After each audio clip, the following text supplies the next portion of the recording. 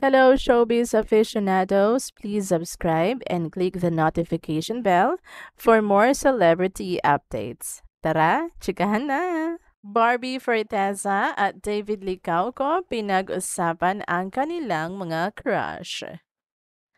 Pinakilig na naman ni na Barbie Forteza at David Licauco ang kanilang mga fans sa video kung saan pinag-usapan nila ang kanilang mga crushes.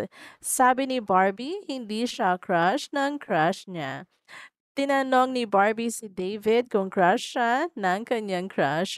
Sagot ni David, sana. At sagot ni Barbie, hindi sure ang ka-love team. Nagulat ang mga fans sa sunod na linyahan ni Barbie na dahil hindi sure si David. Sabi nito, tayo na lang kaya at ang mabilis na sagot ni David ay sana. Treat ng Barda yon sa kanilang mga fans at matagal silang na-miss. Pero ang wish ng mga fans, sana totohanin na ng dalawa. Maging sina Barbie at David na lang daw, tutal ay pareho naman silang single, kaya wala silang maagrabyadong tao. Huwag na raw nilang hintayin ang sinasabing 3-month rule na kailangang hintayin ng bagong break ang 3 buwan bago manligaw at magpaligaw muli. Actually, parang more than 2 months na ang after ng breakup ni na Barbie at Jack Roberto, kaya malapit na ang 3 months. Si David naman, mas nauna pang naging single kaysa kay Barbie, kaya pwede na siyang manligaw. Anyway, sulit ang 2 months na hindi nakita ng mga fans sina Barbie at David dahil ilang araw silang magkasama sa Tagaytay after bumalik ang actress from her South Korea vacation.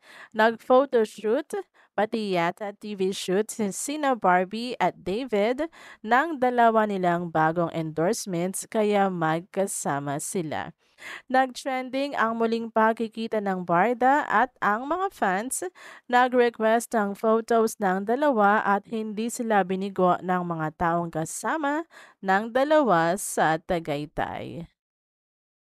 Sunod-sunod ang labas ng ayuda at ang hinihintay na lang ay ang paglabas ng mga endorsements nina Barbie at David. Ang sabi, ang isang endorsement ay para sa brand ng toothpaste at ang isa ay para sa fast food chain.